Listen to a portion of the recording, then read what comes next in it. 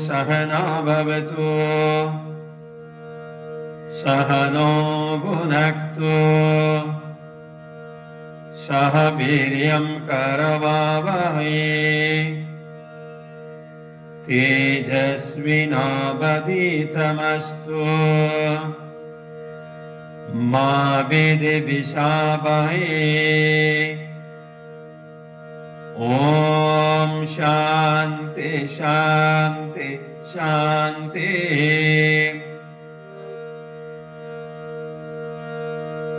तृतीया भृगुवल्ली पंचकोशांत स्थित ब्रह्म निरूपणम्।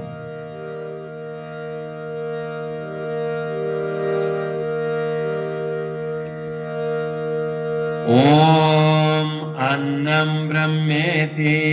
व्यजानात् अन्नं ब्रह्मेति व्यजानात् अन्नं ब्रह्मेति व्यजानात् अन्नं ब्रह्मेति व्यजानात् अन्नात् एव कल्लिमानि भूतानि जायन्ते अन्नात् एव कल्लिमानि भूतानि जायन्ते अन्नात् एव कल्लिमानि भूतानि जायन्ते अन्नात् एव कल्लिमानि भूतानि जायन्ते अन्नेन जातानि जीवन्ति अन्नेन जातानि जीवन्ति अन्नेन जातानि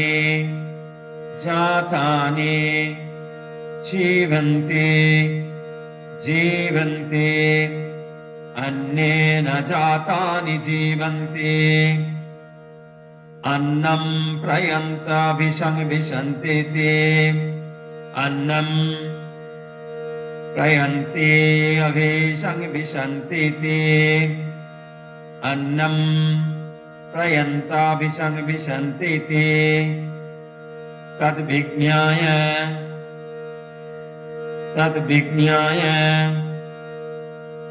पुनरेव वरुणं पितरमुपससार पुनरेव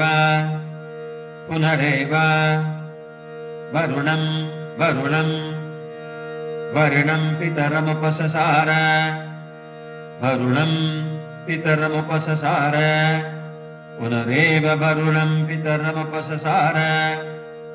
अधिः भगवो ब्रह्मेति अधिः भगवो ब्रह्मेति अधिः भगवो ब्रह्मेति तगम् होवाच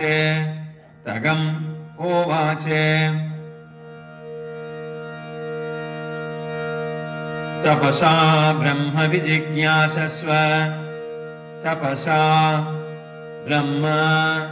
विजिज्ञासस्व तपसा ब्रह्म विजिज्ञासस्व तपसा ब्रह्म विजिज्ञासस्व तपो ब्रह्मेति तपो ब्रह्मेति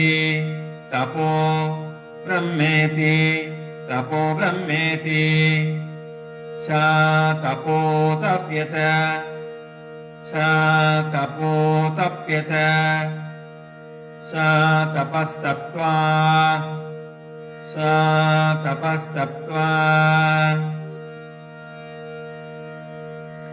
once again from the beginning. Om annam brahmeti vyajanat annat eva kallimani bhutani jayante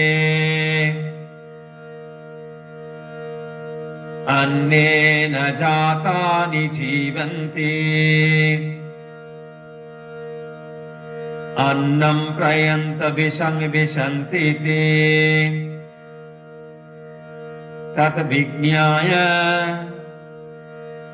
पुनरेव वरुणं पितरमुपससार अधिः भगवो ब्रह्मेति तगं होवाच तपसा ब्रह्म विजिज्ञासस्व तपसा ब्रह्मा विजिज्ञासस्व तपो ब्रह्मेति सा तपोतप्यत सा तपस्तप्त्वा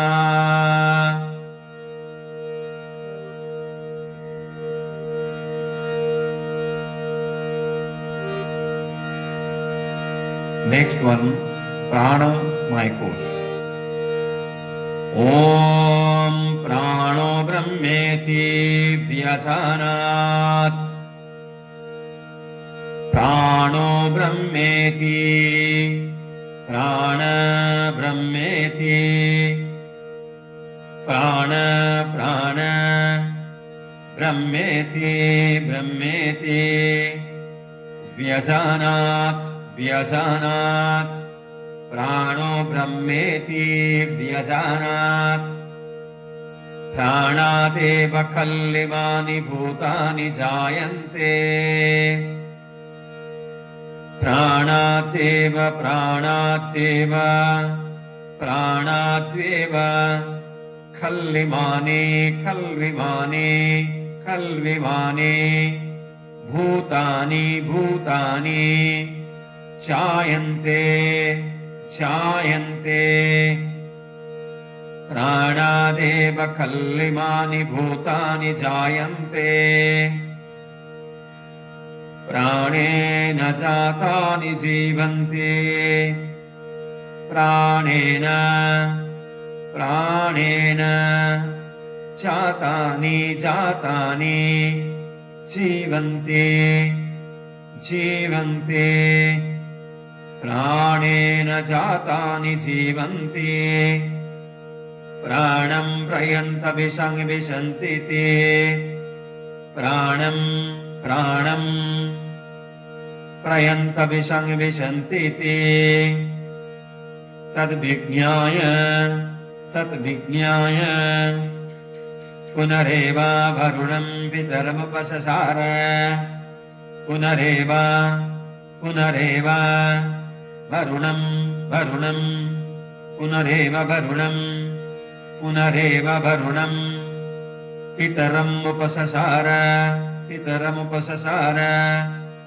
Punareva Varunam Pitaram Upasasara Adihi Bhagavo Brahmeti Adihi Adihi Bhagavo Bhagavo Adihi Bhagavo Adihi Bhagavo Brahmeti Brahmeti Adihi Bhagavo Brahmeti Tagam Hovache Tagam Hovache Tagam Hovache Tapasa Brahma Vijignasasva Tapasa Brahma Vijignasasva Tapasa Brahma Vijignasasva Tapasa Brahma Brahma Vijignasasva Vijignasasva Tapo Brahmeti Tapo Brahmeti Tapo Brahmeti Sa Tapo Tapyata Sa Tapo Tapyata Sa Tapastaptva Sa Tapastaptva Pranamaya Kosh once again. Om Prano Brahmeti Vyajanat Pranateva Kallimani Bhutani Jayante प्राणेन जातानि जीवन्ति प्राणं प्रयन्तविषं विशन्ति ते तद्विज्ञाय पुनरेवावरुणं पितरमुपससार अधि भगवो ब्रह्मेति तगं होवाच तपसा ब्रह्म विजिज्ञासस्व तपसा ब्रह्म विजिज्ञासस्व तपो ब्रह्मेति स तपोतप्यत स तपस्तप्त्वा ॐ शान्ति शान्ति। Srimad Bhagavad Gita, chapter 11.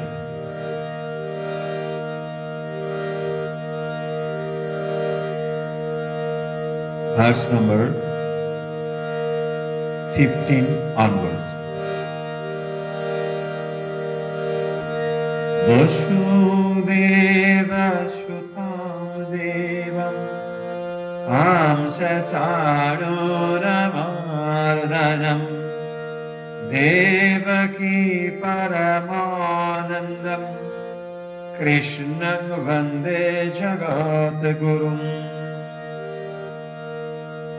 Arjuna Vacha Pashyami Devam Stabadevade Sarvang Stathabhuta Vishesha Sangan Brahmanamisham Kamalasanastam Rishingscha Sarvan Uraganscha Devyan Aneka Bahu Dhanavaktra Netram Pashyami Tvam Sarvatunantarupam Nantam na Madhyam na Punastavadim Pashyami Vishve Swaravishwarupa Kiritinam Gadinam Chakrinancha Tejurashim Sarvato Diptimantam Pashyami Tvam Durniriksham Shamantat Dipta Nalarka Tuti Prameyam Tvamaksharam Paramam Veditavyam Tvamashva Vishvesha Param Nidhanam Tamabhaya Swashata Dharma Gupta Sanatanastam Purushamato me Anadi Madhyanta Ananta Viryam Ananta Bahum Sasisurya Netram Vashyami Tvam Dikta Hutasha Bhaktram Swate Jasa Vishwamidam Tapantam Dhyava Prithibhyo Ridamantaram Hi Vyaptam Taikena Dishasya Sarva Drishtvadbhutam Rupamukramta Vedam Lokatrayam Pravyatitan Mahatman Amihitvam Shurasanga Vishante Kechid Vita Pranchalayor Grananti State Tuktva Maharshi Siddha Sangha Suvanti Tvam Stutivi Pushkalavi Rudraditya Vasubho Yecha Sadhya Vishveshwano Marutasya Pascha Gandharva Yaksha Shura Siddha Sangha Vikshante Tvam Vishmitaschaiva Sarve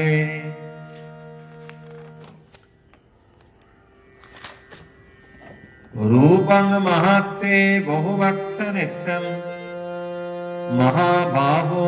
Bahubahurapadam Bahudarang Bahudangstrakaralam Drishtva Loka Pravedita Tathaham नवस्पृशं दीप्तमनेकवर्णं व्यत्याननं दीप्तविशालनेत्रम् दृष्ट्वा हि त्वां प्राव्यथितान्तरात्मा धृतिं न विन्दामि समं च विष्णो दंष्ट्राकरालानि च ते मुखानि दृष्ट्वैव कालानलसन्निभानि दिशो न जाने न लवे च शर्म प्रसीद देवेश जगन्निवास अमी च त्वां धृतराष्ट्रस्य पुत्राः सर्वे सहैवावनिपालसङ्गे भीष्मद्रोणसुतपुत्रस्तथासौ सहास्मदीयैरपि योधमुक्तैः वक्त्राणि ते करमाणा विशन्ति दंष्ट्राकरालानि भयानकानि केचिद्विलग्ना दशनान्तरेषु सन्दृश्यन्ते चूर्णीत्वङ्गमाङ्गै यथा नदीनां बहु अम्बुवेगाः समुद्रमेवाभिमुखा द्रवन्ति तथा तमाभि नरलोकवीरा विशन्ति वक्त्राण्यभिज्वलन्ति यथा प्रदीप्तं ज्वलनं पतङ्गा विशन्ति नाशाय समृद्धवेगाः तथैव नाशाय विशन्ति लोका स्तवापि वक्त्राणि समृद्धवेगाः लिलीयसे ग्रसमानसमन्तात् लोकान् समग्रान् वदनैर्जलद्भिः तेजोभिरापूर्य जगत्समग्रम् भासस्तवोग्रा प्रपदन्ति विष्णो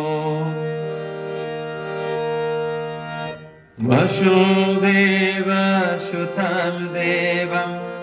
अंशचाणूरमार्दनम्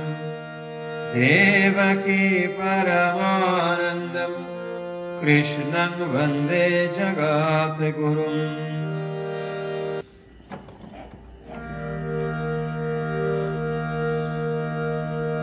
श्री गुरु अष्टकम्।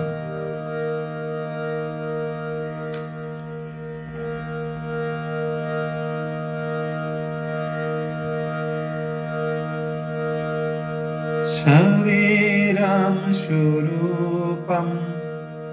सदा रोगमुक्तं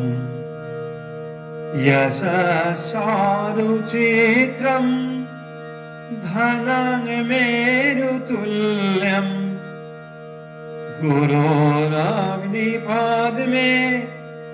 मनसेन लग्नं तत किं तत किं तत किं तत किं तत किं तत किं तत किं तत किं शरीरं स्वरूपं सदा रोगमुक्तं यशस्सारुचित्रं धनं मेरुतुल्यं गुरोरग्निपद्मे मनसेन लग्नं तत किं तत किं तत किं तत किं कलत्रं धनं पुत्र पौत्रादि सर्वं गृहं बान्धवा सर्वमेताधिजातं गुरोरग्निपद्मे मनसेन लग्नं तत किं तत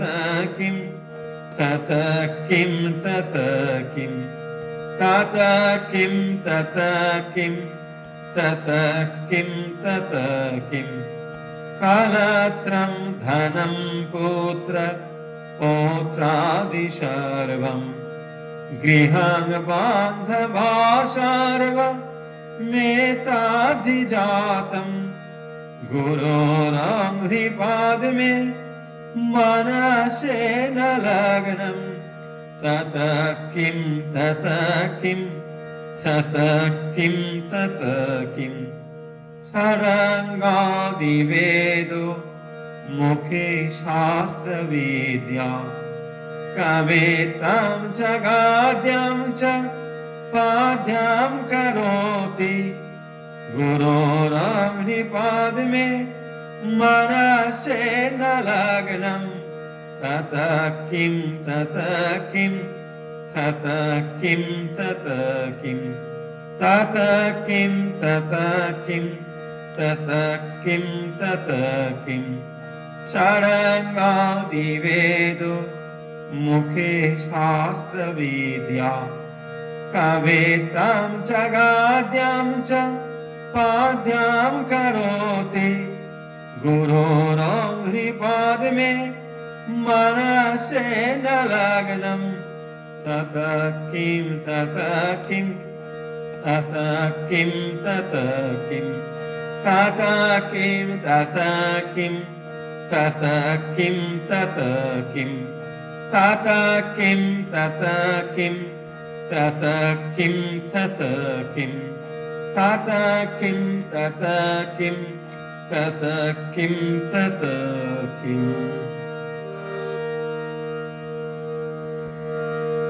ॐ स्थापकाय च धर्मस्य सर्वधर्मस्वरूपिणे अवतारवरिष्ठाय रामकृष्णाय ते नमः। जननीं शारदां देवीं रामकृष्णं जगद्गुरुं पादपद्मे तयोश्रित्वा प्रणमामि मुहुर्मुहुः। नमः श्रीयतिराजाय विवेकानन्दशूरये सच्चित्सुखस्वरूपाय स्वामिने तापहारिणे। ॐ शान्ति शान्ति शान्तिः। हरिः ॐ तत्सत्। श्रीरामकृष्णार्पणमस्तु। जय श्री गुरु महाराज जी की जय। जय महामाई की जय। जय स्वामी जी महाराज जी की जय। जय गंगा माई की जय। আজকের মতো প্রভাতী এখানেই শেষ হলো। সকলের মঙ্গল প্রার্থনা করে আজকের মতো প্রভাতী থেকে বিদায় নিচ্ছি।